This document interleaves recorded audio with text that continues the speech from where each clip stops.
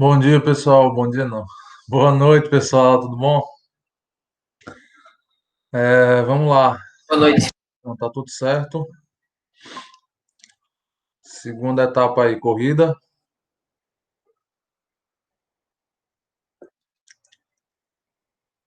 Ó, pessoal, nós estamos entrando no último assunto. Entrando não, que semana passada a gente conversou já sobre drenagem urbana, né? Eu mostrei para vocês algumas macrodrenagem. Teve meio que um papo que já antecipou muitos itens que nós vamos ver hoje aqui. Mas a aula de hoje, em termos de conteúdo, é um dos últimos, tá? E depois a gente vai fazer o acompanhamento do projeto e algumas atividades de revisão e resolução de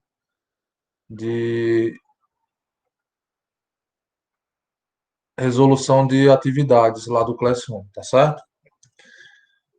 Eu pretendo liberar vocês aí vamos dizer assim, de aula, né, toda noite, mais ou menos aí na semana ali do dia 15. No caso, até a próxima semana a gente tem aula e depois é acompanhamento, atividades para AV2, tá certo? Eu não sei se os professores já estão falando com vocês. Essas atividades que a gente vai fazendo ao longo da disciplina, elas vão compor aí metade da nota, né? E depois um formulário final, que eu vou abrir mais de 24 horas. Vocês sabem, geralmente eu deixo uns 2, 3 dias. Mas um formulário com o conteúdo, tá? Dessa segunda etapa, que são os condutos livres, para que vocês respondam, assim como na AV1, beleza? Então, vamos lá, né? Eu já atrasei, então eu vou revisando o que a gente viu na aula passada e enquanto o pessoal chega aí, tá certo? Qualquer coisa é melhor vocês falarem, porque senão eu demoro para vir aqui e olhar o chat. Vamos lá. Confirme aí, por favor, se vocês estão visualizando a minha tela. Peraí, viu?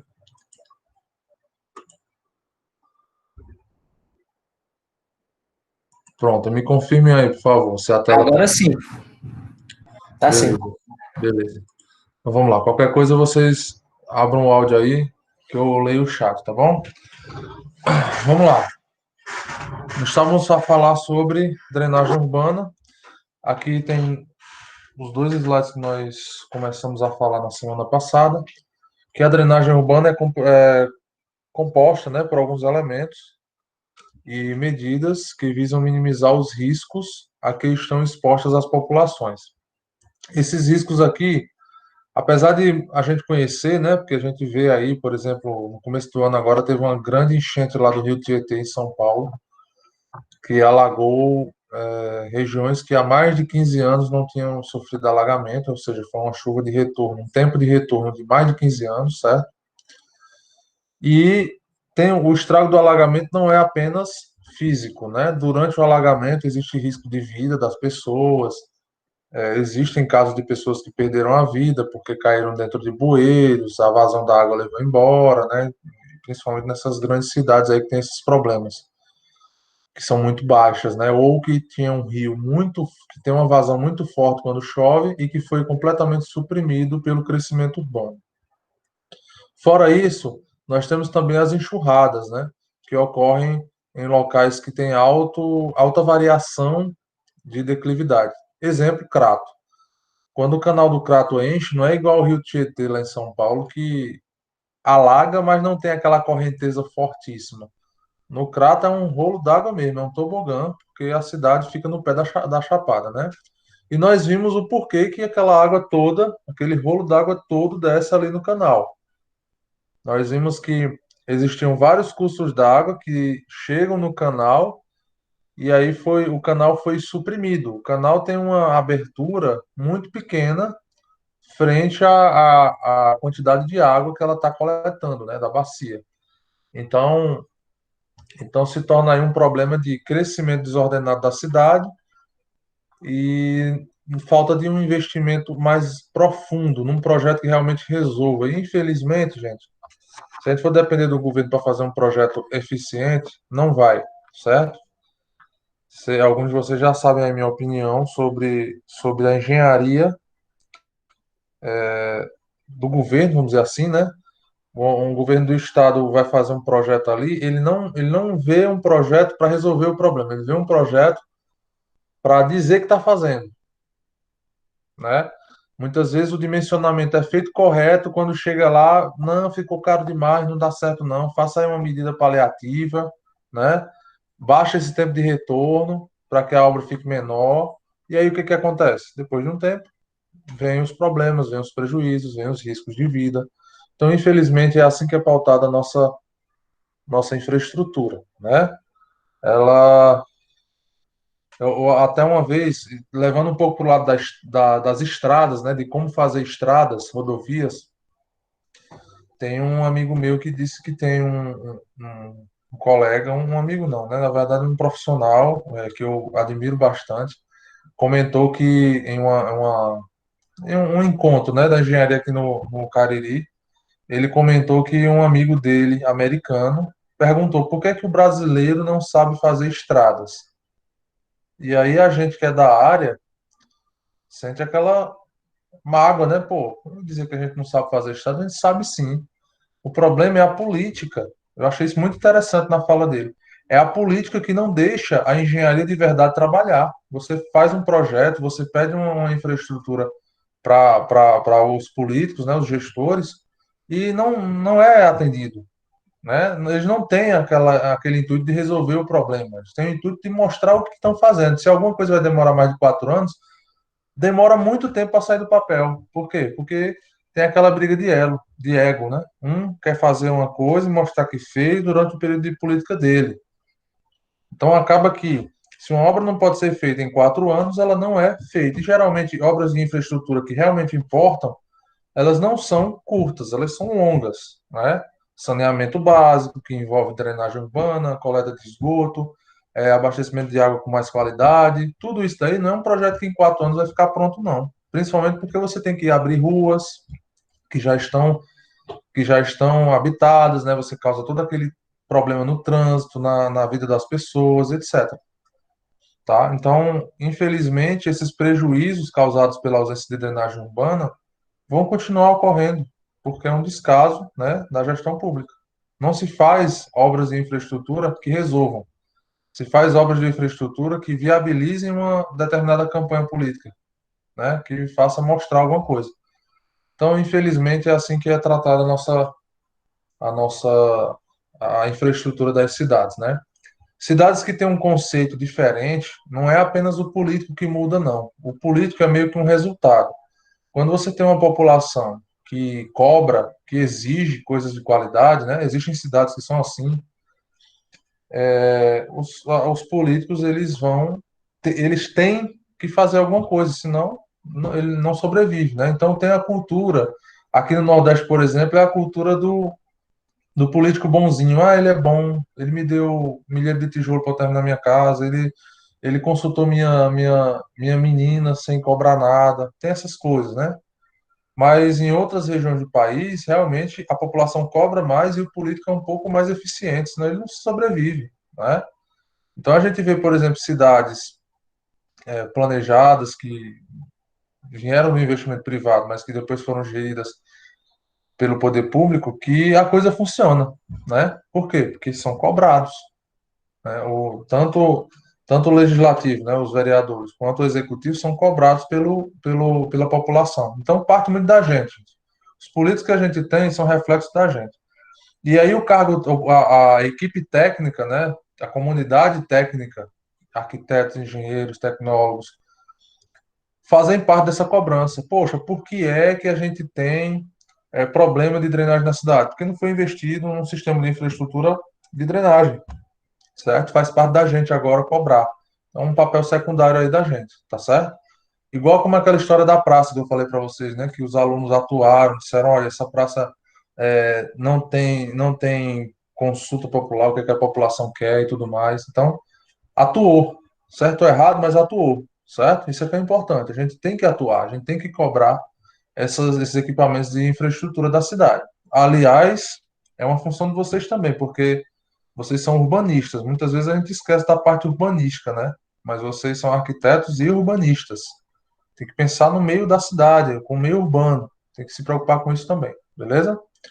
Então, riscos que as populações estão expostas, diminuindo o prejuízo causado pelas inundações e possibilitando o desenvolvimento urbano de forma harmônica, articulada e ambientalmente sustentável, tá? Principalmente esse negócio de ambientalmente sustentável é a questão de você não misturar esgoto com drenagem urbana, tá? Vocês já entenderam essa. Primeiro, vocês entenderam essa diferença, né? Você não pode jogar esgoto na rua, porque vai para a drenagem urbana e a drenagem urbana não tem tratamento. Não existe um tratamento da drenagem urbana. Não é necessária a estação de tratamento para drenar, para fazer a drenagem da água, né? Para você jogar no rio. Simplesmente a drenagem vai ser jogada no curso d'água, porque espera-se que essa água não seja contaminada, tá? E segundo, ambientalmente sustentável, porque vocês têm que entender a diferença dos dois sistemas em uma arquitetura, drenagem e a parte de esgoto, tá bom? Nós vimos também, começamos a falar sobre microdrenagem e depois macrodrenagem, né? Foi quando eu mostrei lá a foto de satélite para vocês, do Crato, Juazeiro e Barbalha. Microdrenagem, então, ela é um sistema de condutos pluviais em nível de loteamento, nível de quadra, ou seja, é a sarjeta, a boca de lobo, os PVs e a tubulação que está subterrânea ali no meio da rua, né? Não está na rua, no meio urbano. Então, essa é a microdrenagem de bairro, por exemplo, tá? É o primeiro a entrar em contato com as águas da chuva após elas caírem no solo. Lembrem-se disso, tá certo? Então, é aquela parte de sarjeta. Enquanto você vê a água escoando na rua, ela ainda não foi coletada por uma microdrenagem.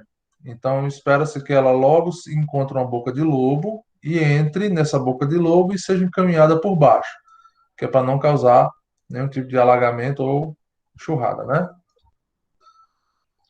Aí nós falamos sobre a macrodrenagem, nós vimos lá a macrodrenagem Juazeiro Crato Barbalha, que ela é composta, né, pelos dispositivos responsáveis pelo escoamento final das águas pluviais, provenientes do sistema de microdrenagem urbana.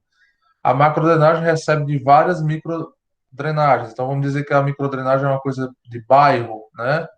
De bacia, de bairro.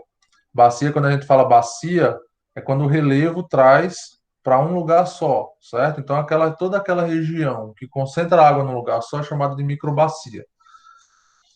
Vai depender muito do relevo. Então, uma microbacia pode pegar um bairro só, se o bairro for grande, ou até vários bairros, se o relevo pegar vários bairros, né? É o caso, acontece muito aqui em Juazeiro. Por exemplo, Timbaúbas recebe água de onde? Recebe água da Lagoa Seca, recebe água do Timbaúbas, do Pirajá, parte do Pirajá, do Tiradentes. Então, vários bairros compõem essa bacia do Timbaúbas. Toda a água que chove nesses locais cai ali no Parque Timbaúbas, certo? Ela é constituída pelos principais talvergues. Talvergue é a reunião de águas em um lugar só.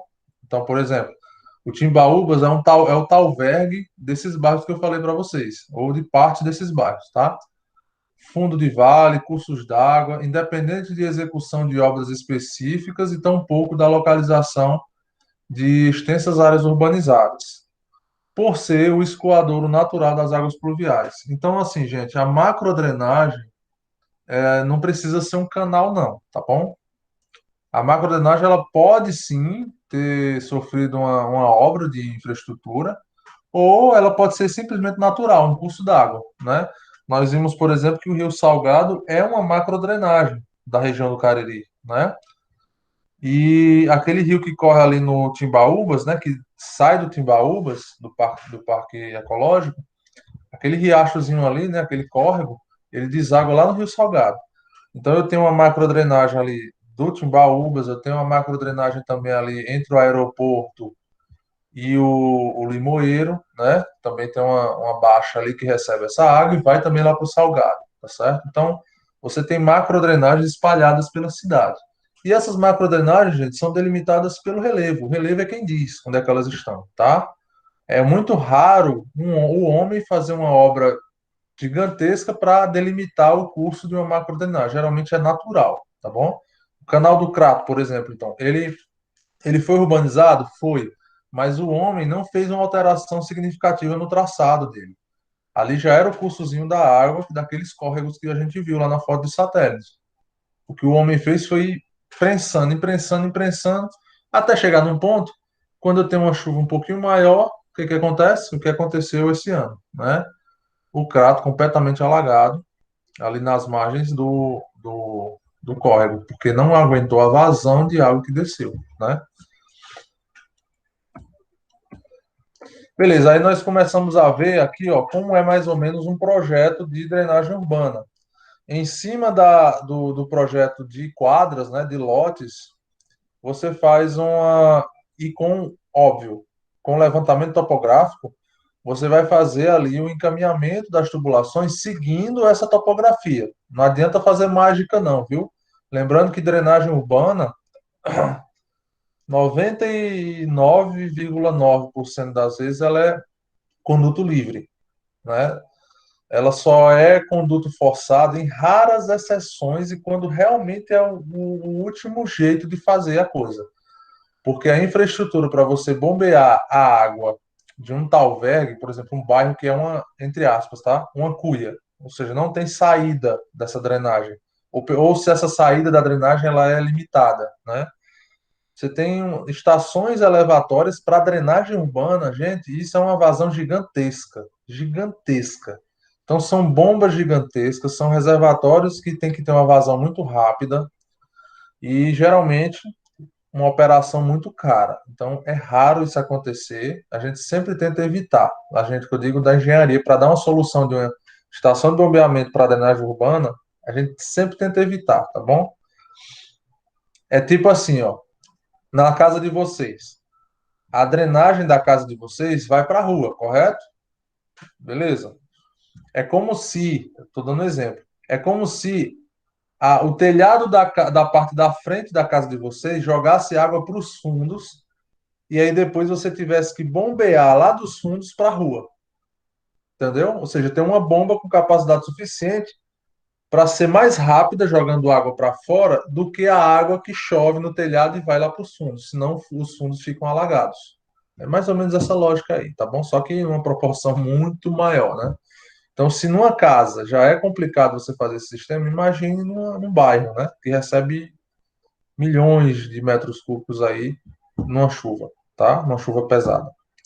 Então, nós temos aqui, ó, algumas nomenclaturas. É bem fácil de entender essas nomenclaturas, é só realmente você ter ouvido falar dos elementos que nós vamos falar hoje. Então, ó, BL, PV, coletor, BL, CL, o que diabo é isso? Você tendo os nomes, né, tendo estudado os nomes uma vez, você começa a lembrar o que é que essas abreviações são. Então, por exemplo, BL, boca de lobo. PV, poço de visita.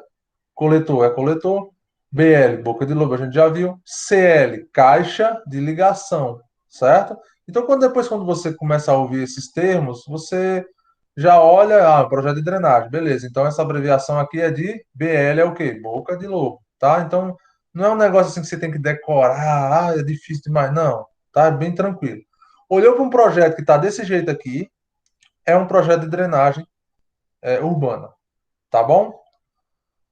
Mais tarde aqui eu posso até abrir um projeto que eu fiz urbano e eu mostro para vocês como é que é. Aqui é uma ilustração, né, de livro, mas vocês vão ver que é bem parecido quando a gente vai para um projeto real, tá? E aí o negócio é legenda, né? Tipo, se o PV tá aqui redondinho, só uma bolinha, isso aqui é representativo. Você bota uma legenda e depois um detalhamento de como é que é esse PV construído realmente. Eu mostro para vocês depois, tá bom? Tá dúvidas aí? Deixa eu ver se tem dúvidas. Até agora não. Beleza. Bom, pessoal, olha, esses aqui são os componentes da drenagem urbana, beleza? Olhem para cá. O urbanismo, né? Ele, do mesmo jeito que a arquitetura tem que trabalhar, por exemplo, nós estamos estudando aqui hidráulica aplicada, vocês já entenderam que alguns elementos hidráulicos têm influência na volumetria interna. A gente sempre vai dar preferência para ter um impacto interno, porque a decoração vai, a ambientação você consegue resolver. E externa a gente tem a caixa d'água, né? Então, olha só, No meio urbano é a mesma coisa. Existem impactos de infraestruturas urbanas que o arquiteto e urbanista precisa conhecer. Você conhecendo o problema, você sabendo que o problema existe, que o impacto existe, já é muita coisa, porque você já vai ter possibilidade de pensar numa solução para aquilo, tá bom? Então, eu sempre uso esse exemplo, né? Lá na esquina da Manu, tem dois pilares no meio do ambiente lá do restaurante do bar, né? E esses dois pilares, inicialmente, eram problemas, correto? Lá a ambientação, se eu não me engano, é de Valdo Figueiredo. E o Valdo fez esses pilares se tornarem, com decoração, né, com ambientação, fez eles se tornarem o elemento decorativo, um dos mais importantes da ambientação. E colocou uns espelhos, colocou uma decoração, umas luminárias, uma coisa assim, fez um balcãozinho, ficou show. Quem sabe, né, quem conhece, sabe. Eu faz tempo que eu fui lá, mas eu acredito que não teve nenhuma reforma da ambientação, não. Então você pegou um problema e transformou isso num item positivo naquele ambiente. Do mesmo jeito, no meio urbano, você pode transformar elementos de infraestrutura em soluções que vão trazer um benefício ali ao urbanismo daquela região, né? Daquele lote, daquele bairro. Por exemplo, poste.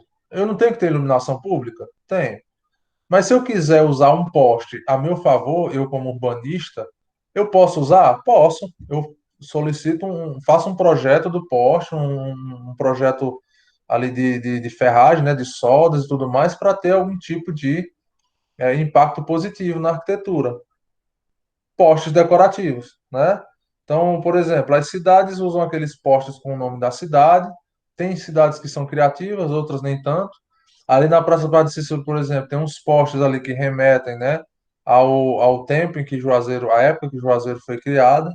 São postes bem interessantes que à noite dão destaque para aquele local. Essa, pelo menos, é a minha impressão, tá? Cada um tem a sua, mas essa, pelo menos, é a minha impressão, que aqueles postes foram trabalhados para dar um efeito positivo ali naquele ambiente. E foi interessante, né? Do mesmo jeito, né, drenagem. Drenagem é uma coisa que já está enterrada. Show de bola. Já está enterrada, já não é assim um impacto tão grande. Mas você tem como usar de alguns artifícios ou de alguns modelos de elementos que vão melhorar a aparência do urbanismo ali naquela região, certo? Para não ficar aquela coisa, aquele impacto que você julgue negativo, você arquiteto julgue negativo, tá certo? Então eu vou mostrar aqui para vocês a definição de cada um dos elementos que estão presentes na drenagem urbana, beleza? Então vamos lá, ó. Listando inicialmente, depois eu vou definir cada um. Sarjeta e meio-fio, tá? Que são aquelas calhas. Aqui está em ordem de contato com a água. A água cai no asfalto, corre para as laterais, perto dos meios-fios, onde estão as sarjetas. Então, sarjeta meio-fio leva essa água até a boca de lobo. Essa boca de lobo vai para um tubo de ligação, certo? Esse tubo de ligação leva a água para o posto de visita e esse posto de visita, esses postos de visita são interligados através de trechos de tubulação. São chamados de trechos, tá bom? Ou coletores. E aí vem, dependendo do poste, se torna galerias ou canais, tubulações de recalque, que é bem raro, como eu falei agora para vocês, recalque no caso é o bombeamento, estações de bombeamento, também raro, boca barra dissipador de energia. Eu já falei sobre dissipador de energia em drenagem predial, né? Que basicamente é para você diminuir a força que a água vai sair da tubulação. Mesma coisa aqui. Se você deixar a água de uma drenagem urbana, né, que é um rolo d'água grandão, uma vazão muito grande, sair sem uma dissipação, né, sem diminuir ali a força dela, ela vai causar estragos. Eu não sei se vocês já viram naqueles vertedouros de usinas, né?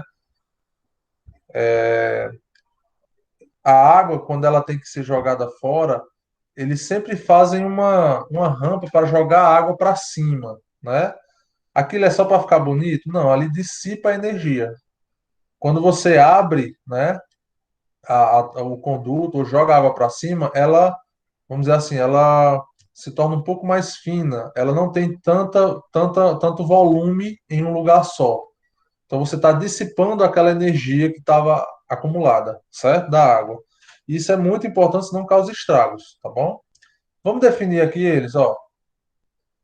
Microdrenagem, tá? Esses elementos que eu vou falar aqui estão na microdrenagem. Meio fio, elemento de pedra ou concreto, colocado nos passeios de vias públicas, paralelamente ao eixo da rua. Então, meio fio, eu acho que definir meio fio é meio, né,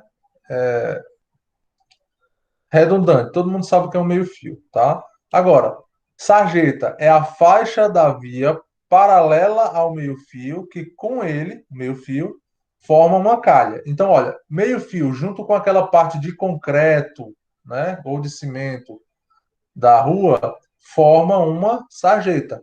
Em alguns casos, você tem um meio-fio extrusado, a gente diz que é só meio-fio extrusado, mas na verdade não é o meio-fio, é a sarjeta, né? Porque ele vai formar uma calha, se você prestar atenção. Depois tem umas fotos aqui que eu mostro as sarjetas e vocês vão visualizar que essa sarjeta nada mais é do que uma calha.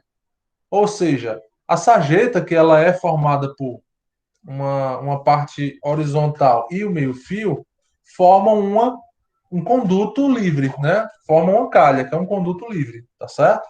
Então, todo arruamento deveria ter esse conduto livre. A gente sabe que muitas vezes é feito, o asfalto vem e simplesmente encosta ali no meio-fio, né? Tem algumas técnicas de você fazer a pavimentação de forma que você não aparece aqueles buracos perto do meio-fio, tá? Então, o certo mesmo é você fazer primeiro o meio-fio com a sarjeta, ou seja, aquela peça de concreto, de preferência extrusado, e depois você vem colocar a camada de asfalto, que aí a camada de asfalto fica um pouquinho em cima do concreto, né? E aí você não tem a umidade passando para debaixo do asfalto e aí não surgem os buracos, né? Boca de lobo. Chamada de boca de lobo, os dispositivos localizados em pontos estratégicos, de acordo com a topografia, né? Nas sarjetas, para captar águas pluviais e direcioná-las às galerias. Essas estruturas são frequentemente cobradas em concursos públicos. Caso vocês forem pleitear um concurso público depois de se formarem, essa relação entre boca de lobo, sarjeta, essas definiçõezinhas, elas são cobradas lá no contexto urbano, tá bom? São poucas questões, né? Vocês sabem, mas dependendo do órgão que você está concorrendo, vai cobrar mais urbanismo do que arquitetura ou mais arquitetura do que urbanismo, tá certo? Microdrenagem ainda. Tubo de ligação. Depois da caixa da boca de lobo, essa água tem que ir para algum lugar, correto? O tubo de ligação faz a função de ligar a boca de lobo até a tubulação que está passando no meio da rua, que geralmente é muito mais robusta, né? O tubo de ligação, ele é um tubo pequeno, porque se é para ligar somente uma caixa para o meio da rua, não precisa ser um tubo muito grande, né? Então, ó, o tubo de ligação são canalizações destinadas a conduzir a água proveniente das bocas de lobo até os PVs e fazer a interligação entre eles.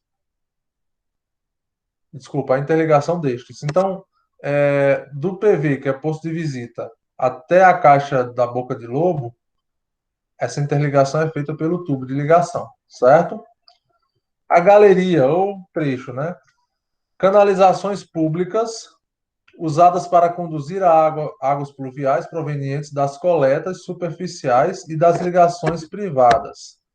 Devem ser projetadas para funcionar a seção plena, ou seja, completamente cheio, com a vazão de projeto. Seção plena significa tubulação integralmente coberta por água. Vazão de projeto. Então, pessoal, a drenagem, esse trechinho aqui, ele me diz o seguinte: a drenagem urbana, ela tem que ser preparada para, vamos dizer assim, a sua utilização ser feita quando está aquele rolo de água, aquela chuva mais intensa, com tempo de retorno grande, certo? A gente diz que uma drenagem eficiente é uma drenagem que tem uma microdrenagem, tá? A microdrenagem que tem um tempo de retorno acima de 20 anos, tá? Seria o ideal. Que eu acho utópico. A verdade é essa, tá?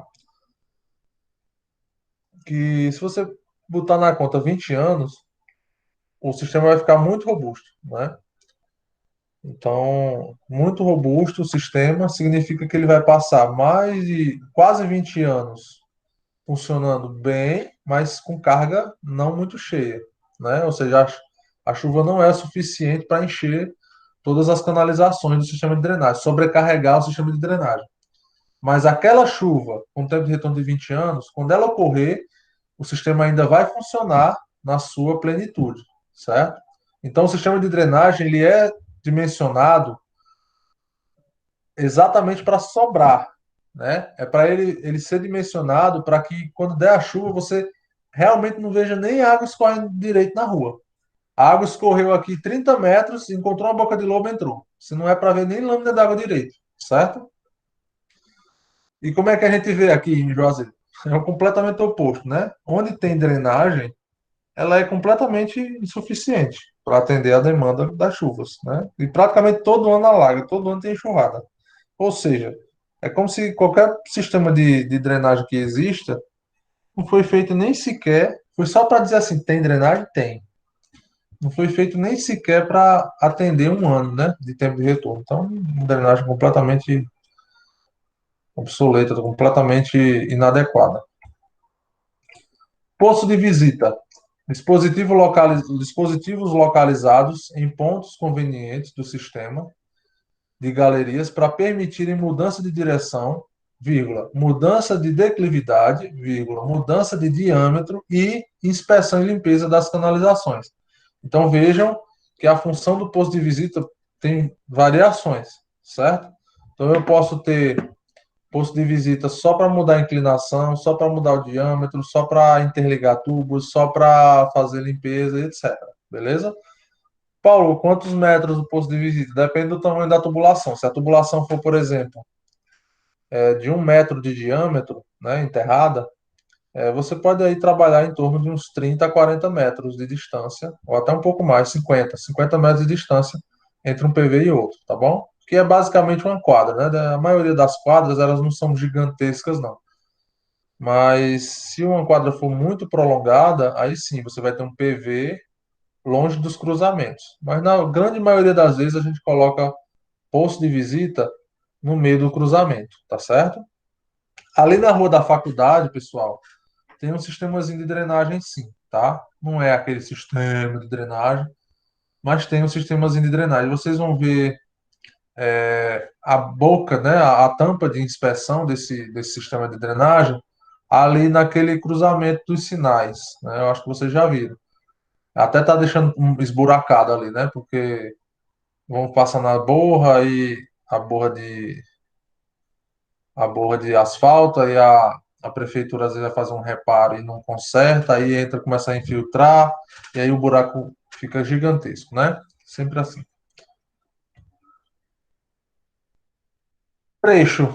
Na verdade, o trecho é a parte da galeria que interliga dois postos de visita, né? A gente chama de trecho, tá? Então, deixa eu voltar aqui nessa imagem, ó, só para explicar para vocês. Aqui você tem, ó, entre um posto de visita e outro, você tem esse trecho aqui.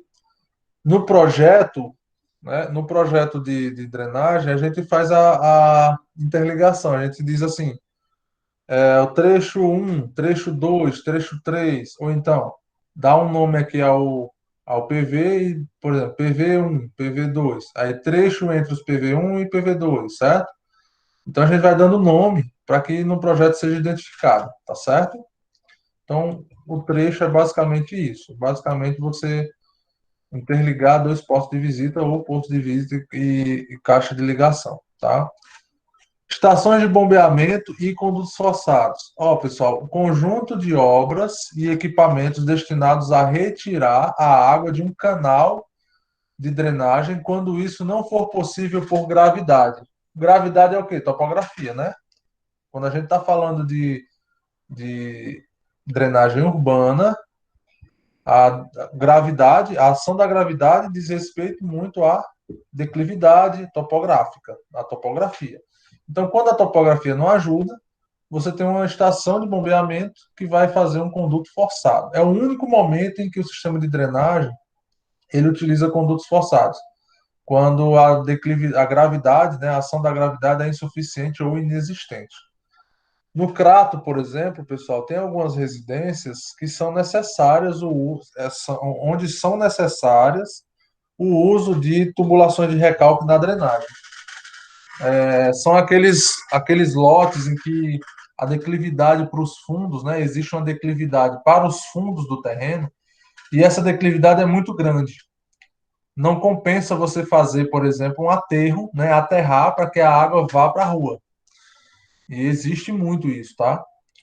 Grangeiro ali, principalmente ali na parte do Grangeiro, realmente tem muita casa que a frente da casa fica muito mais alta do que os fundos, tá? E aí essa água vai lá para baixo, e vamos dizer que tem terrenos de vizinhos lá embaixo. Você não pode jogar a água no terreno do vizinho. Ah, Paulo, mas e antes de construir? Antes de construir é terreno natural, né? Se o vizinho não vai ficar questionando porque terreno natural está indo para o terreno dele. Agora, a partir do momento em que você constrói uma casa, coloca telhado e canaliza a drenagem da água, aí ele vai dizer, ó, você está jogando água no meu terreno, tá? Então é importante que vocês se preocupem com isso também, tá? Não é só fazer o projeto arquitetônico, porque o projeto arquitetônico ele vai ficar incompleto se você não pensar nesses pormenores, né? Você pode ser um arquiteto assim, pegou uma declividade gigantesca e deu uma solução show de bola, uma solução assim maravilhosa. Usou lá níveis de terreno, fez uma garagem no subsolo, beleza. Você usou muito bem a sua visualização tridimensional aí, né, do projeto. Aproveitou realmente os espaços, não precisou muito de aterro, show de bola. Agora, se você não pensar nesses pormenores, vocês entendem que é como se você fizesse um bolo maravilhoso e não fizesse nenhum tipo de cobertura nele, né? Então ele não está apresentável, não está finalizado. Então é um detalhezinho que pode colocar a perder o seu projeto. Então você faz essa drenagem, lá embaixo tem que ter uma cisterna, ou duas cisternas, e uma bomba muito poderosa, né, que a sua vazão ela é calculada pela quantidade, pela vazão de chuva, vazão de água que vai entrar no lote. E aí você tem que ter um sistema de caixas de areia para poder limpar essa água antes dela ser bombeada, tem um sistema de filtros, e a bomba não é barata, uma vazão grande. Vocês têm que imaginar assim, ao passo que chove, essa bomba tem que jogar essa mesma quantidade de água que chove no lote, ela tem que jogar para fora. Então, é uma senhora bomba, né? Ou fazer ali um sistema de reserva para dar uma freada nessa água, para que quando ela chegue, a bomba ainda tenha tempo de trabalhar para jogar essa água lá em cima, tá bom? Paulo, eu vou precisar de mencionar isso? Não, gente, mas é você conhecer como o sistema vai, como o problema vai vamos dizer assim, se apresentar no seu projeto. E aí você dá soluções. Se a solução for chamar um engenheiro para dar ali um projeto que resolva esse problema, isso já é uma solução que você está dando, né? Você não está passando por cima do problema e fingindo que ele não existe. Ah, não, deixa que o cliente se vira lá. Esse negócio de deixa que o cliente se vira, lá na frente ele vai falar assim: pois é, eu contratei a arquiteta, mas ela não pensou nisso. Acontece muito, gente, tá bom? E aí é seu nome que fica nessa história. Então, por favor, levem isso para vocês. Pensem nos pequenos problemas. Parem assim um tempinho, não só para criar e para detalhar, mas também para pensar em como aquilo vai funcionar, né? Como a casa vai funcionar, como aquele layout que você propôs vai funcionar, como a rotina na área de lazer vai funcionar. E muitas vezes você encontra alguns errinhos, né? Você encontra algumas coisas que são ilógicas inicialmente e você parou para pensar isso, não, realmente aqui é melhor inverter essa posição aqui, porque a pessoa vai sair da churrasqueira e vai levar para a mesa. Então, eu não posso colocar uma jacuzzi entre a mesa e a churrasqueira. Estou dando um exemplo assim bem que acontece muito, mas estou dando um exemplo, né? Então, aquele estudo de layout, eu acho que o Rafael pega muito no pé de vocês com isso, né? O fluxo entre um ambiente e outro é importante você pensar, e do mesmo jeito as instalações. como é que vai chover aqui? Para onde é que essa água da chuva vai? Né? Tem que pensar nisso. Aqui só mais uma representação, ó. Eu tenho aqui na pavimentação um rebaixozinho para a boca de lobo. Lembrem-se, eu tenho, se a boca de lobo é para coletar água, eu não posso botar a boca de lobo numa região alta. Eu não posso fazer uma lombada, né? Eu não posso esperar que a água escale para poder entrar. É até interessante, pessoal. Até um tempo atrás, parece que eles reformaram e deu certo, né? Resolveram. Até um tempo atrás, ali perto, no Novo Juazeiro, perto de uma padaria ali na Castelo Branco, tinha um bueirozinho no canteiro central. E esse bueiro, antes, ele era mais alto do que a pista. E aí ali ficava alagado, ainda alaga um pouco hoje, mas não por causa desse bueiro. Ficava alagado e o bueiro à mostra, só o bueiro no meio da água, assim, ó, né? Ou seja, como é que você faz um sistema de drenagem que a boca que vai coletar a grade, né, a grelha que vai coletar a água dessa chuva, está mais alta do que o resto do terreno em volta? Não tem lógica, gente. Então, sempre tem que estar mais baixo, por isso rebaixo de boca de lobo, tá? E aí eu tenho uma gradezinha, essa boca de lobo ela pode ser assim, ó, que ela é na própria via, ou ela pode ser na calçada, tá? Eu vou mostrar daqui a pouco. E eu tenho galeria, que são aqueles tubos, tá? Pode ser os tubos ou pode ser uma galeria feita de concreto, tá certo? Que é quadrada, maior. Tem umas fotos aqui que eu vou mostrar para vocês. O posto de visita, né, com a tampazinha do poço, e os tubos de ligação, que são os tubos que pegam da boca de lobo e levam até a tubulação que está no meio da rua, tá bom? E elas sempre vão chegar aqui no PV, no posto de visita. Por quê? Porque essas tubulações são aquelas de concreto, não é igual uma tubulação de PVC que você encontra as conexões para ligar um tubo direto no outro. Não. Tem que ter uma caixa aqui que é um posto de visita para receber água desses locais e servir como passagem também para a galeria, tá bom? Até agora tá de boa, gente? Que chique. Tranquilo. O que é chique? Que chique, Cíntia? Perdi aí, eu não sei o que você falou.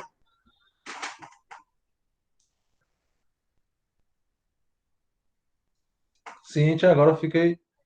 Ah, dos portes, isso mesmo. Fiquei curioso. Beleza.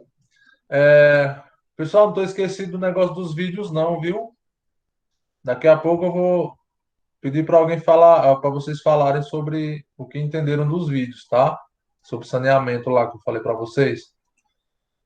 Tá bom? Lembram disso, né? Não lembro nada, hein, professor? Mas vocês vão fazer uma discussãozinha daqui a pouco, tá? Quando terminar essa aula. Ó, aqui, só para mostrar para vocês uma coisa que acontece, é raro, mas acontece muito, né? Como a figurinha diz lá. Pessoal, é o seguinte, ó, dependendo da topografia, pessoal, eu posso ter, por exemplo, um local que essa rua está descendo água, beleza? Só que, olha, aqui existe, vamos dizer aqui que eu tenho uma declividade descendo daqui e subindo para lá, tá bom? Olha só, se essa água passa assim aqui, quando ela está fazendo uma curva, existe um negócio chamado força centrípeta, certo? A tendência é que essa água ela venha mais para fora do que para perto dessa boca de lobo. Isso numa urbanização bacana, né? Porque você não espera que aqui seja realmente uma cratera, um buraco, um rebaixo bem grande para que a água caia nessa boca de lobo. Tem que ter um rebaixo? Tem, mas não pode ser também um negócio muito exagerado como as ruas do centro aqui de Juazeiro, não. Porque senão você vai causar um problema de acessibilidade. Uma pessoa com restrição de locomoção, por exemplo, um idoso ou uma gestante, não vai poder ficar subindo aqui uma calçada que tem 30, 40 centímetros, né? E parece estranho, mas observem as ruas do centro de Juazeiro do Norte. Tem lugar que tem uns 40 centímetros, pessoal. Não estou exagerando. Tem uns 40 centímetros entre a rua e a calçada. Principalmente porque quando acaba a rua, tem uma grota, né? Que é, entre aspas, a drenagem da rua, para poder chegar na calçada. Né? Quem anda no centro daqui constantemente sabe do que eu estou falando. Então, o posicionamento das bocas de lobo geralmente são nos finais de via, levando em consideração a topografia, tá bom? Então, não é na curva. Não façam na curva. Façam no final da via, no final do trecho. Então, ó, nesses locais aqui, ó. Por que isso também? Espera-se que a faixa de pedestre esteja completamente, não, completamente é utopia, mas que ela esteja relativamente seca, estanque, para que diminua a possibilidade de algum acidente. Então você tem que botar as bocas de lobo para proteger aquelas vias de acesso próximo das esquinas, ok?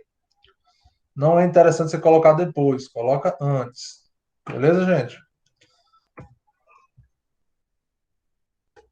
Ó, alguns exemplos e comentários sobre o posicionamento das sarjetas. Meio-fio sarjeta. O que é meio-fio sarjeta? Basicamente é aquela faixazinha de concreto que está no pavimento e o meio-fio. Isso forma a sarjeta, tá bom? Eu tenho vários tipos de coleta dessa água que está descendo na sarjeta. Eu posso ter uma boca de lobo que a abertura dela é no chão, certo? E tenho também as aberturas laterais. Aqui, por exemplo, ó, isso aqui não é no Brasil, mas ó, você tem um modelo aqui que tem parte dela entra pela grade e parte dela entra aqui nesse meio fio falso. Não é uma caixa, é um meio fio falso. A caixa está aqui embaixo, certo? Outro exemplo. Aqui, ó, eu já tenho meio fio e sarjeta, né? A sarjeta é formada por esse trechinho final e o meio fio de um material que ele é semipermeável, certo? Então, a água vai escorrer aqui? Vai, mas parte dela vai infiltrar, não vai? Vai, entenderam? Então, daqui a pouco a gente fala sobre esse tipo de pavimento e vocês, como urbanistas, têm que usar a rodo isso aqui. Pavimentações semipermeáveis, tá? É com concregrama, intertravado, qualquer outro tipo de pavimentação que permita a absorção da água da chuva pelo solo, ou parte dela, tá bom? Aqui é o famoso meio-fio sarjeta, né? Sarjeta, na verdade, extrusado. Ou seja, ele é concretado tudo de uma vez. Isso é ótimo, porque garante um nível de qualidade muito grande. Paulo, aqui eles fazem uns cortes, a cada metro, a cada 2 metros.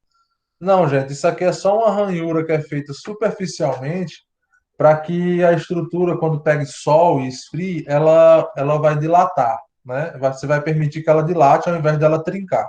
Então, a junta de dilatação, ela não é um corte na peça, não. Ela é só uma fissurinha que você cria superficialmente, tá? Com uma profundidadezinha rasa. Não é que você corta o elemento. Você cria ali uma separaçãozinha para que a superfície consiga dilatar sem trincar, tá bom? Junta de dilatação.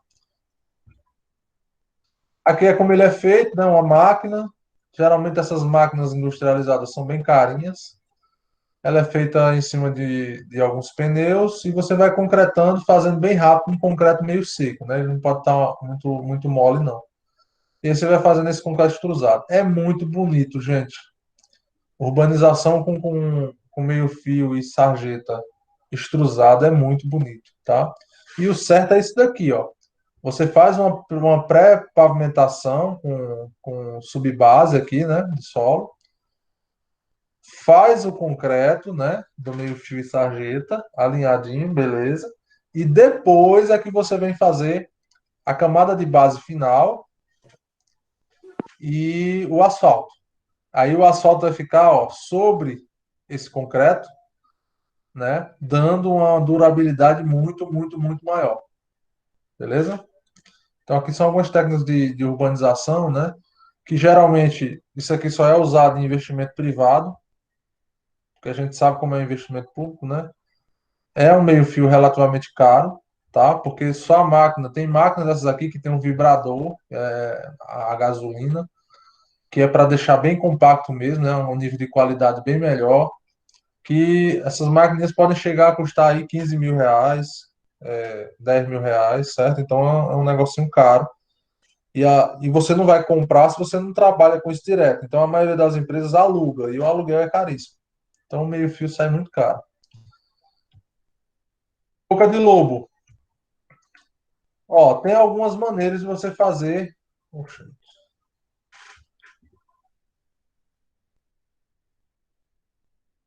Tem algumas maneiras de você fazer aqui a coleta da boca de lobo. Pessoal, o slide está passando rápido aqui, ó, mas olha a boca de lobo aqui de trás. Vejam que essa aberturazinha, aliás, essa abertura não, esse pequeno declive, ele é leve, tá? Você não pode provocar ali um desnível muito grande que possa torcer o pé de alguém, de algum pedestre, por exemplo, tá? E aqui vocês veem que essa caixa ela é em cima da calçada, da futura calçada aqui. Então a água ela tem que entrar lateralmente, certo? Já essa daqui, ó, eu acho de muito melhor bom gosto, né? Se encaixa muito melhor assim na ambientação. Essa daqui, ela já é uma caixa que ela fica embaixo da via, você não precisa quebrar o passeio para fazer, e ela recebe a água de cima para baixo. A grelha recebe a água de cima para baixo, beleza? Então é muito mais interessante. E veja aqui que ela se encaixa, né, nessa pavimentação, né, com um intertravado. Show de bola. Olha aqui alguns modelos, ó. Você pode ter a caixa na calçada, tá? Única, com a entrada lateral. Você pode ter a caixa na pista com a entrada superior. Você pode ter uma mesclagem das duas, onde a caixa, ela parte dela está na calçada e parte dela está na rua, com as duas grelhas, como aquela primeira que eu mostrei. E ela pode também, ó, ser dupla, tripla ou quádrupla, depende da quantidade de água que vai descer naquele bairro, né? Naquele bairro, não, naquela quadra. Se tem muita água, a quadra é muito grande, você pode usar várias bocas de lobo, uma do lado da outra. A coleta de água aqui vai ser bem mais eficiente, tá? Aqui é um exemplo dessa caixa aqui, ó. Tá vendo essa caixa? Ela aqui tá acabada, né? Nessa projeçãozinha múltipla. Aqui, ó, eu tenho ela sendo construída. Então eu vou ter aqui um meio-fio com abertura, a rua passa mais ou menos aqui, ó, o meio-fio vai passar aqui, parte dela coletada por grelha e parte dela pelo meio-fio vazado, certo? Essas caixas têm uma vazão muito boa, muito grande, né? Bem interessante. E existem as caixas pré-moldadas, né? Dependendo aí da quantidade de urbanização, de drenagem que você vai fazer, às vezes vale a pena você ter uma caixa pré-moldada. Você só leva, coloca no lugar, faz ali o reaterro e vai para a próxima, certo? É muito mais rápido. Hoje em dia tudo tem que ser eficiente, tem que ser mais rápido, né? Tubo de transporte, né? No caso, o transporte da água, os trechos. Então, ó, os tubos são esses. Com certeza vocês já viram aí em algum local na cidade de vocês ou em algum local sendo executado esse tipo de drenagem, tá? São tubos de concreto, chamado de manilha, né? Em que elas têm de um lado uma boca e do outro lado o encaixe, como se fosse um macho fêmea. E aí essas bocas, né, quando você encosta elas, você faz um rejunte com argamassa.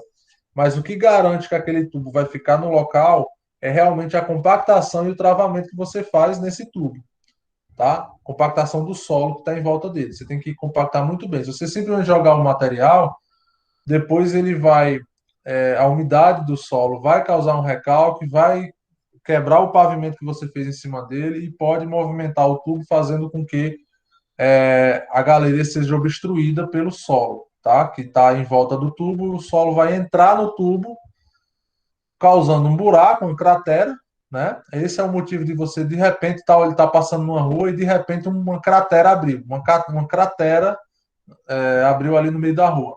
É uma tubulação que deve ter quebrado e aquele solo que está em volta é todo sugado para dentro quando chove.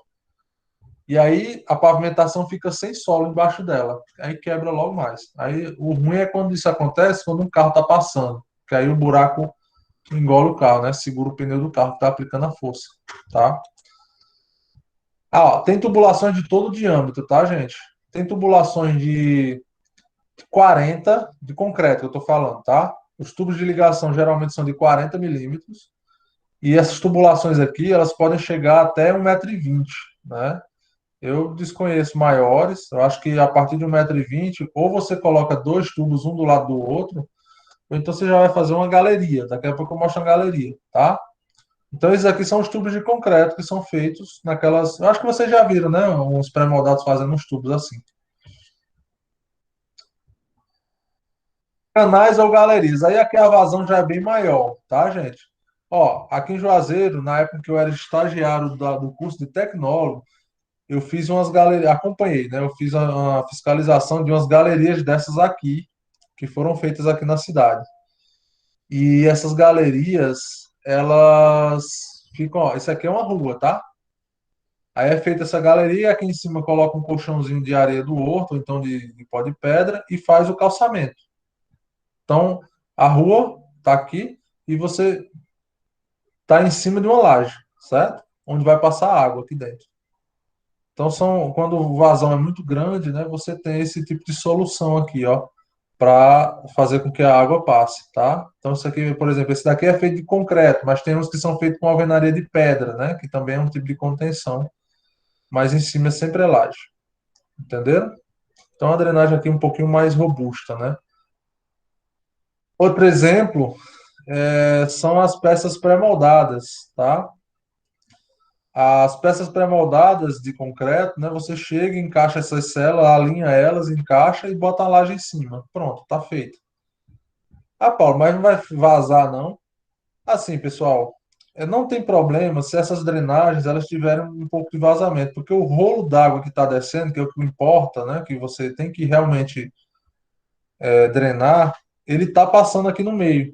O pouquinho de água que vai umedecer aqui esse solo em volta, se tivesse sido feita uma boa compactação, não vai influenciar muito não, entendeu? Porque é uma umidade muito pequena, não vai causar aqui um estouro, entre aspas, disso aqui, tá? E tem também os canais. Aqui eu trouxe um canal, gente, todo sem manutenção, só para mostrar um negócio para vocês. Primeiro, o canal, ele geralmente ele é feito em parte, sim, a gente entende isso, mas tem que se ter cuidado, né, tomar providências para que isso aqui não ocorra. Ó. Vocês estão vendo que em cada união aqui das células, né, provavelmente a cada 1 metro, 2 metros, tem mato crescendo nas brechas entre uma e outra, e aí está possibilitando esse mato todo aqui. O que é que vocês acham que vai acontecer quando vier uma chuva pesada, pessoal? Esse mato aqui vai fazer o quê? Obstruir a passagem da água. Então, o projetista, quando foi fazer o cálculo de vazão desse canal aqui, né, desse canal trapezoidal aqui, ele não considerou que ia ter essa obstrução toda. Aí você se pergunta, por que que alaga? Por falta de manutenção, por erro no projeto, né, porque fez um dimensionamento inferior. Isso tudo aí influencia, tá? Então, cuidado. Poço de visita.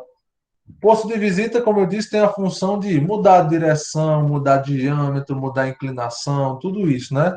Dos tubos de ligação. Aqui é um posto de visita, deixa eu explicar para vocês.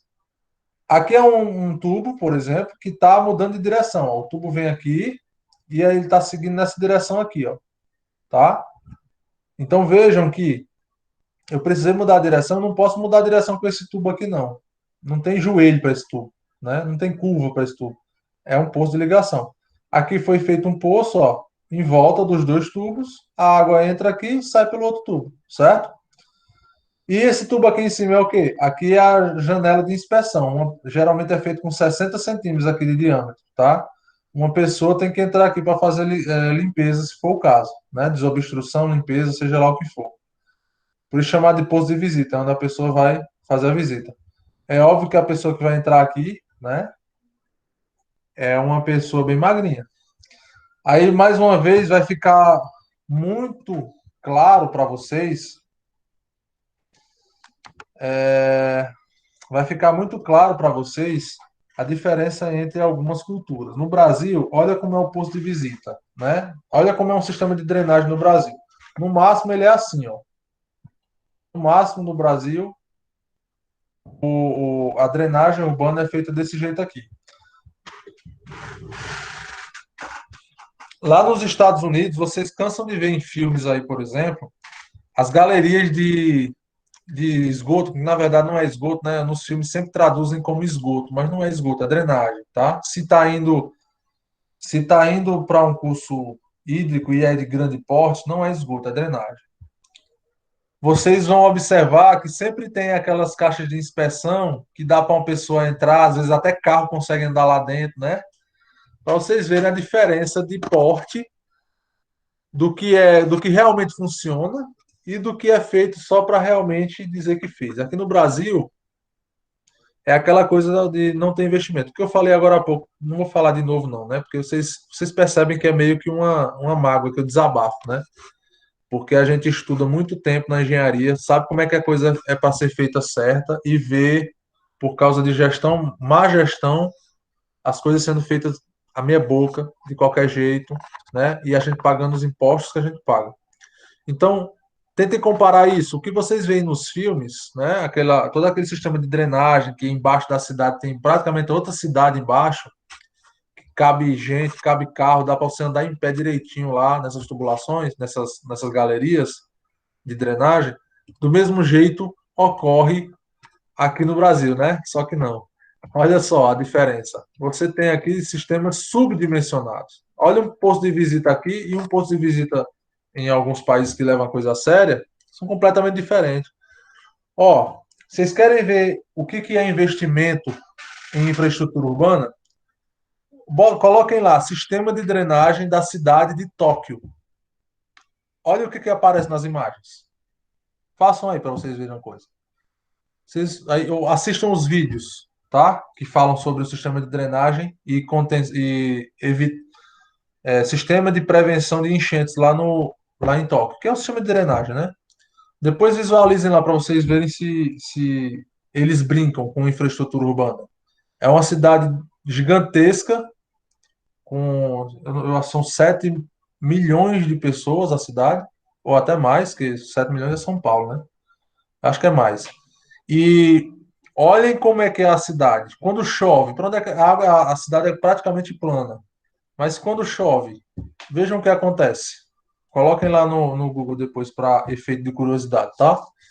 Então, gente, no Brasil, a gente leva as coisas meio que nas costas por falta, né, de conhecimento técnico, não, viu? E no Brasil, as faculdades, as universidades possuem os melhores profissionais, tanto de arquitetura quanto de engenharia, da parte técnica, os melhores profissionais do mundo, tá? Se você der condições para essas pessoas, eu digo que o brasileiro, gente, o brasileiro é um povo que tem muito, é muito vamos dizer assim, subaproveitada a inteligência, o conhecimento científico dessas pessoas, sabe? Porque a gente tem investimento em educação? Tem. Mas com o investimento que a gente tem, a gente já se destaca. Imagine se a gente tivesse os padrões, os níveis de infraestrutura que as grandes universidades de outros países desenvolvidos têm, né? Então, realmente, o brasileiro, ele se destaca quando ele vai lá para fora, quando tem uma oportunidade lá fora, ele se destaca, né? Porque quando você junta a capacidade do brasileiro com a infraestrutura que você vê lá fora, é absurdo, né? Por isso que você vê brasileiros espalhados pelo mundo em cargos muito importantes, né? De muita confiança, técnica e tudo mais. Aqui mais um PV, só que esse, no caso, está sendo feito de concreto, né? Dependendo da obra, do porte da obra, né? Você tem um investimento maior, isso aqui vai durar muito mais. Feito de tijolo vai durar muito menos do que um feito de concreto armado, né? Então, esse de tijolo aqui não vai durar tanto tempo quanto esse, beleza? Aqui mais um exemplo, ó. Aqui fica um erro nessa foto, tem um erro grande, grotesco, tá? Que essa tubulação ela está muito rasa. Você não pode colocar a tubulação logo ali nos meio metro acima do pavimento, não, porque aí a carga que o carro passa em cima vai direto para o tubo. Tem que ter a proteção, né? O, o, o DENIT, ele tem um manual que ele fala de coisa de 1,5 m, 1,20 m a 1,5 m de solo acima do tubo. Por quê? Porque quando você aplica a carga em cima, a carga se dissipa antes de chegar no tubo. Então não vai forçar o tubo, entendeu? Então tem que ter um espaço aí entre o local onde vai ser o pavimento, né? Uma altura de aterro para cima do tubo. E mais uma vez, os postos de visita eles podem ser pré-moldados, tá? Aqui, gente, só para mostrar, essa aqui é só uma mudança de direção, né? Mais uma vez, uma mudança de direção, tornando necessário o uso de um posto de visita, né? De uma caixa que vai servir de posto de visita. Aqui só uma foto de uma estação de bombeamento, acho que é Santa Catarina, tá? Essa estação de bombeamento é um grande reservatório, ou vários reservatórios, que quando chove a água desce para cá e as bombas têm que ser ligadas imediatamente. Nunca é só uma bomba. Para ela jogar a água para o próximo ponto de gravidade, né? O mais rápido possível, para que não haja alagamento. Então, por isso que eu disse que é muito complicado. Olha o tamanho dessas bombas, né? Dá para ver aqui, ó, uma noção. Aqui, a próxima foto ela é tirada daqui de cima. Ó. Esses tubos aqui. Olha, para você ter uma noção, olha o tamanho aqui de uma pessoa, o tamanho desse negócio, né? Então aqui tem mais ou menos uma pessoa e meia ou duas pessoas, um em pé em cima da outra. Então aqui, ó, duas pessoas aqui em pé, mais ou menos, certo? Então é realmente uma coisa muito grande. Tem uma grade aqui para evitar a passagem de qualquer coisa sólida. Uma caixa de areia, tem todo um sistema de sequência no reservatório para reter a areia ou qualquer outro tipo de contaminante para que as bombas façam o bombeamento sem entupir, né? Então, ó, são instalações gigantescas, tá bom, gente? Gigantescas. E tem que funcionar. Porque se é instalado um sistema desse, é porque quando chove, vem muita água que não tem vazão de saída. Aí você tem que bombear para poder mandar embora, tá? Sistema muito caro, viu, gente? Muito caro, é a última opção. Estou mostrando para vocês aqui, mas drenagem urbana tem que ser gravidade, tá? Tem que ser por gravidade. Senão a gente já vai entrar num nível de custo muito alto, tá bom? Ah, Paulo, e se um relevo necessitar disso? Na verdade, o plano diretor da cidade, ele considera isso em algumas questões. Só que o plano diretor não é observado. Então, por exemplo, alguns bairros, alguns locais, é orientado que não seja permitido o crescimento urbano naqueles locais, porque não tem sistema de drenagem, não tem possibilidade, não tem topografia adequada para fazer a drenagem, causar a impermeabilidade do solo. Você não pode deixar ali um meio urbano crescer naquele local, senão você vai causar problemas de infraestrutura. São as chamadas áreas de risco, tá? Então, tem áreas de risco que não é orientado a permissão da prefeitura de deixar as pessoas construírem, tá? Dissipador, boca de energia. Essa boca, o dissipador, pessoal, é para, vamos dizer assim, a saída da tubulação. E você tem que dar um freio na água, você tem que abrir um pouquinho mais a seção para que a água, ela, veja, se um tubo ele vem com seção cheia, quando chega na saída, você tem que provocar a abertura, né? Deixar um espaço maior na largura para poder a água descer o nível dela, né? Para ela diminuir aquele volume pesado, concentrado que tinha dentro da tubulação. Então, aqui, por exemplo, ó, para descer um talude, a maneira certa é você fazer ali uma estrutura com uns degraus, e esses degraus vão provocar a diminuição da velocidade da água. Isso aqui é um dissipador. Então, nada de fazer a descida de água em alguma arquitetura, jogando aqui em cima e deixando ela escorrer, porque senão ela vai cavar tudo, certo? Aqui é uma saída, ó. Aqui tem uma parede e embaixo tem uma abertura. O tubo está chegando aqui. A água ela vai barrar nessa parede e sair por baixo e ainda tem os degraus para ir matando a força que essa água tem.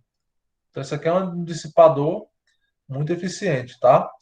Só tem que ter cuidado para não deixar muito próximo aqui, porque se eu deixar muito próximo, acaba entupindo, né? Tem alguma sujeira aqui, alguma coisa assim. Aqui é um dissipador natural, tá? Geralmente é chamado de gabião, isso aqui, que aí você pega um monte de pedra e enrola elas por uma tela de aço. E só o peso dela já vai formando o canal, tá? Então você inclina ela um pouquinho para fora e pode deixar, que ela vai delimitar a água aqui. Não é impermeável. A água bate aqui, ela passa para o outro lado. Mas a função de um córrego, né, para baixar a velocidade da água, não é bem deixar impermeável, é realmente você evitar que ela cave buracos. Então, se a pedra está toda amarradinha aqui, não tem esse problema, tá bom? Aqui, como eu falei para vocês, ó, tá vendo essa seção aqui? Essa seção ela aumenta, né? O tubo está aqui, ó. Quando a água sai do tubo, ela encontra essa seção aqui, que já é um pouco maior. Um pouquinho mais na frente, ela já abre um pouco mais, ó. Então a água aqui, ela vai baixando o nível. Enquanto aquela, se ela tivesse 1 metro de altura, aqui ela já está bem baixinha, porque abriu bastante. E essas pedras aqui, elas foram concretadas no piso, e aí quando a água vai passando, ela vai encontrando esse freio, né, essa ranhura, e aí ela diminui sua velocidade. Isso aqui é um dissipador de energia, tá bom? Então, do mesmo jeito que lá no predial a gente tem que coletar a água num lugar e levar ela canalizada para outro local, na drenagem urbana é a mesma coisa. Você tem que garantir que a água saia do local onde ela caiu da chuva e seja encaminhada para o curso final dela, né? Um riacho, um rio, uma lagoa, um açude, de forma controlada e segura, para não causar enchentes, inundações, enxurradas, estragos que todo mundo aqui que mora em Juazeiro conhece, né? Beleza, pessoal? Quais são as soluções para amenizar esses impactos? No caso, quais são as soluções que eu, arquiteto e urbanista, vocês, viu? Podem fazer nos projetos de vocês, né? Podem incorporar ali no projeto de vocês. Quando eu digo incorporar, é realmente você trabalhar. Ah, vou fazer a pavimentação. Vamos colocar uma semi-permeável? Vou colocar uma pavimentação. Não, eu não quero uma pavimentação que seja 100% permeável, não. Se você incorpora isso, todo piso que você for projetar externo, certo? Não, vamos botar um semi-permeável, certo? Quando eu estou falando do urbanismo, né? Então, por exemplo, vai fazer um estacionamento. Bota o concregrama, ou então, bota o intertravado, né? Vou fazer a urbanização aqui do centro urbano de alguma cidade. Faz igual o que fizeram no Crato lá, algumas ruas do Crato, colocaram tudo intertravado. Ficou de muito bom gosto e favorece, né, a não, o não escoamento superficial da água. Tudo bem? Então, quando você olha para um plano diretor e diz assim, taxa de permeabilidade do solo, né, do lote, isso ali não é feito à toa, não. Isso ali é um negócio muito importante para você diminuir o volume de água. Ah, Paulo, mas isso não vai influenciar para a cidade, não. Agora imagine se a cidade inteira, os arquitetos inteiros da cidade, né, todos os arquitetos que foram trabalhar na cidade, respeitarem isso. A diferença que nós vamos fazer a longo prazo, entenderam? É menos água escorrendo na macrodrenagem, ela vai infiltrar mais. Porque se você parar para pensar, existia enxurrada. Eu tiro como exemplo o sítio onde eu morava. Eu morava num sítio em Barbalha, quando eu fazia faculdade, né, na UFC, que chovia, quando chovia aqueles horrores, eu chegava em Juazeiro, tava Deus nos acuda. Era pedra, pedaço de moto, tudo no meio da rua, porque a chuva passou por cima, né? Jogando tudo, boneca, tudo. E lá em casa, todo mundo sorrindo, porque não tinha problema nenhum com alagamento, com enxurrada, não tinha problema nenhum. No sítio, ficava era feliz, porque a roça ia estar aguada, né? Meu pai mesmo ficava muito feliz. Então, gente, por que essa diferença? No sítio é uma felicidade e aqui em Juazeiro, bem pertinho, todo mundo, eu abri um buraco na minha rua, isso aqui aconteceu, eu não consegui passar em tal lugar. Porque aqui na cidade a gente impermeabilizou o solo e a água escoa 100% praticamente pelas ruas, que não tem infraestrutura para receber essa vazão. Lá no sítio, o que está chovendo, quase 100% está infiltrando. Quase 100% não, desculpa, né? Não, não é uma peneira, não. Mas boa parte, né, antes de impermeabilizar, antes de saturar o solo, boa parte está sendo infiltrada, né? Então vamos dizer aí, mais de 50% da água não está escoando, ela está infiltrando, tá? E mesmo que ela escoe, ela vai escoando e infiltrando ao mesmo tempo. Então a chuva parou um pouquinho, a água já toda já desceu, já infiltrou ali no solo, tá? Então, por quê? Porque existe contato da água com o solo, né? Permeabilidade. Por isso, gente, o plano diretor fala aquelas taxas, né? Enchimento de saco, não, desculpa a expressão. Aquilo ali é realmente um documento pensado para um melhor desenvolvimento da cidade. Vocês têm que entender isso muito bem. Então vamos pensar nas soluções. Pavimentos permeáveis. Pessoal, amem o intertravado, tá bom? Esse daqui em particular, ele não é uma taxa de permeabilidade muito alta, tá? Em torno de 35% aí, tá bom? Porque embaixo, para você fazer uma pavimentação dessa, você coloca um colchãozinho de areia do horto, que é um material que ele já cria ali uma barreirinha, tá? Uma certa barreira. Mas, mesmo assim, 35% de permeabilidade, 25% de permeabilidade é muito bom, né? Então, ó, rapidamente, quando você joga água numa pavimentação dessa, rapidamente essa água infiltra, tá bom? E isso, quando dá uma chuva, reflete muito na vazão que está sendo encaminhado para o sistema de drenagem. Ainda tem um que eu não trouxe foto aqui, mas é o concregrama. Não sei se tem foto aqui. Tem não. É, o concregrama, todo mundo sabe como é o concregrama, né? Ele é um material que é uma placa, né? Como se fosse uma nervura, que ela é aberta. Então você pode até plantar grama, ou então deixar um pó de brita, né? E essa água infiltra naquele elemento, tá bom? Então a taxa de permeabilidade dele é praticamente aí de 100%, né? Porque ele é bem aberto, é uns buracos mesmo, tá bom? Outra solução, pessoal, mais soluções verdes nos telhados. Ó, vocês sabem que quando uma árvore ela absorve água, a árvore ela é o solo que tem a raiz da árvore, né? Ela absorve a água.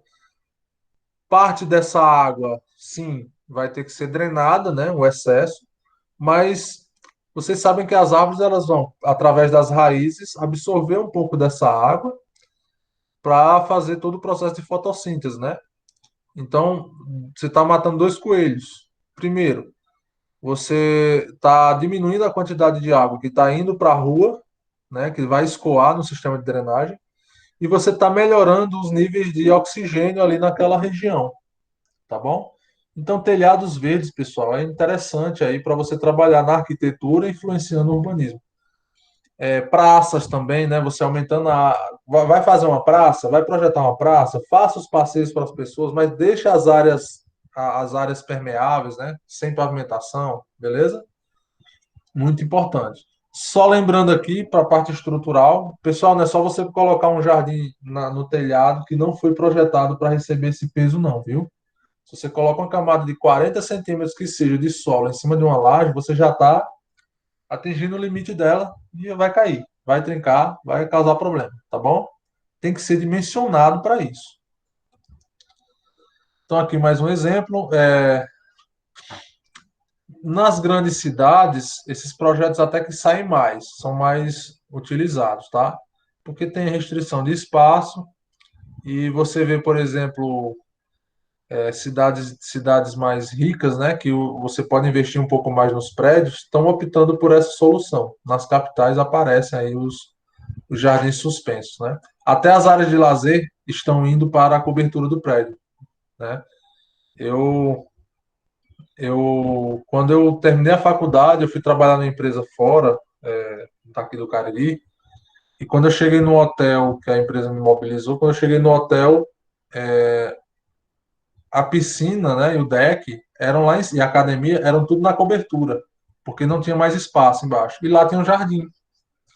Então lá tem um jardim para manter ali aquela ambientação, tá? E é uma solução bem bacana. O que chover ali, nem tudo que chover ali vai para a drenagem urbana, tá? Reaproveitamento de água. Isso aqui eu já falei com vocês, então vocês já estão cientes de que reaproveitar a água drenada da chuva é uma solução muito, muito, muito valiosa. Você economiza para o cliente, você economiza, você faz essa proposta, você está economizando ali a utilização de água na edificação, consequentemente é uma economia financeira, ou seja, esse investimento se paga ao longo do tempo, tá bom? Então você fazer o reaproveitamento da água da chuva é muito importante, você diminui a quantidade de água que vai para a rua, você está ajudando a própria casa a ser mais eficiente e também diminuindo as influências dessa casa no meio urbano, beleza? Ok, pessoal, deu para entender aí um pouco sobre essa parte de drenagem urbana com a aula passada e essa, né? Sim, deixa eu ver aqui, tem umas mensagens. Medo de passar em cima da calçada que tem boca de lobo, é, Ricael? Não precisa não. Você tem que ter medo de passar, sabe onde? Em algumas capitais que tem sistema de gás encanado. Você já ouviu falar de bueiro explodindo? Que o sistema de gás encanado, né, no subterrâneo, vazou, fica aquele gás acumulado, qualquer faíscazinha explode, né? Então, bueiro de água de chuva não precisa ter medo, não. É, diferença, diferença absurda, eu não lembro o que é que eu estava falando. Parece catedrais, sistema de drenagem de Tóquio. Isso, pronto, vocês foram ver, né? Pronto, Jonas. É gigantesco, gente. Eu acho que aquele negócio tem galerias lá que tem uns 15 metros de altura. Gigantesco, tá? E não se compara no Brasil de jeito nenhum. Aqui no Brasil, as pessoas, infelizmente, nós temos um corpo técnico muito bom, mas os gestores públicos não se importam com isso. Não se importam em fazer uma coisa para durar. Infelizmente, a verdade é essa, tá? Gigantesco mesmo. E assim, é um sistema muito eficiente porque evita enchentes, gente. Aquilo é como se fosse um reservatório que vai receber a água da chuva quando ela está chovendo, com a chuva chovendo, e vai bombear para fora, né? E quando a chuva passar, esse bombeamento ainda está fazendo esse bombeamento. Ou seja, o reservatório ele evita que haja uma enchente e aí as bombas vão secando esse reservatório aos pouquinhos. Porque uma chuva, ela nunca chove uma hora inteira com a sua intensidade máxima, né? Então, ali você vê o que que é. Tóquio não seria Tóquio se não tivesse esses reservatórios ali, tá? Porque se não tivesse, ia acabar alagando as cidades. E como é que uma cidade se desenvolve tendo problema de alagamento todo ano? É para se pensar como é que Juazeiro poderia ser muito, muito mais rica do ponto de vista de desenvolvimento, né? Tanto no comércio como no turismo, se tivesse investimentos em infraestrutura bacanas, tá? E a gente tem que ter essa função, viu, pessoal?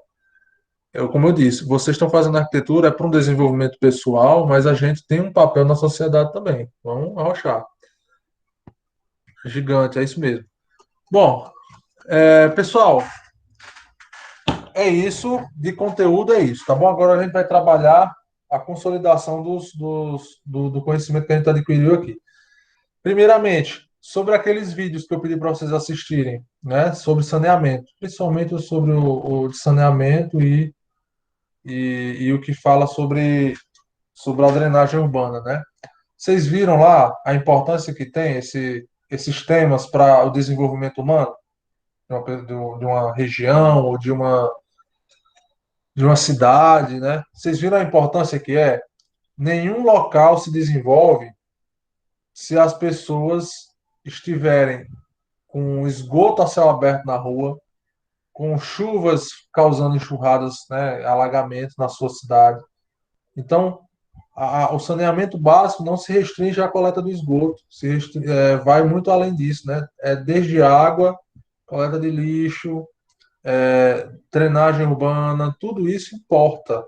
E tudo isso faz parte do urbanismo, tá bom? Então vocês têm um papel bacana, que é desenvolver a cidade que vocês estão inseridos, a sociedade, tá? Ninguém quer comentar? Eu vou ter que botar valendo nota mesmo, né? Na verdade já tá, né? O resumo tá. Vocês têm que fazer o resumo. Ninguém. Tô falando sozinho. Beleza. Olha só, pessoal. Só alinhando aqui com vocês, a gente vai dar uma. Na próxima aula a gente vai dar uma olhada naquele projeto, como é que tá, vou dar uma. Como é que faz o encaminhamento externo, tá certo? Na aula de quarta-feira, de amanhã. E aí na próxima semana a gente começa fazer algumas atividades e uma aula de revisão, para a gente revisar tudo que a gente viu aqui em condutos livres, né? Desde esgoto, passando por drenagem predial e drenagem urbana. Tudo bem?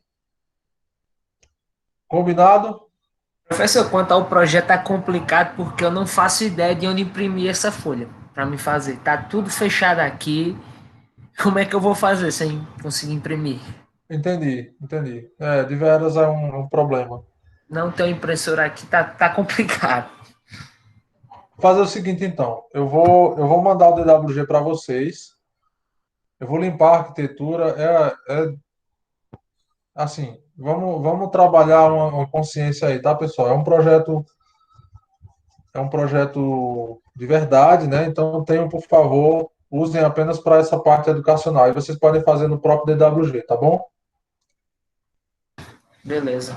Aí vocês destacam as tubulações, coloca, por exemplo, a arquitetura num layer mais fraco, tipo um bloco, e aí a gente trabalha, tá bom? Então, por favor, não divulguem esse arquivo, tá? Usem só para conhecimento educacional mesmo. Realmente eu tô com esse problema também de impressões, a impressora aqui de casa deu um problema e nem para consertar eu tô conseguindo encontrar alguém. Mas beleza, pessoal, então é isso. Quando for amanhã a gente abre um pouco esse projeto e trabalha os encaminhamentos externos, tá bom? Uma boa noite para vocês, se mantenham firmes aí. E mal posso ver a hora de chegar a agosto, né? Que se Deus quiser vai ter passado um pouco dessa crise e a gente vai estar voltando a ter aula presencial. Tô com saudade, não de vocês, mas da aula. Valeu, gente. Uma boa noite, viu? Valeu, boa noite, professor.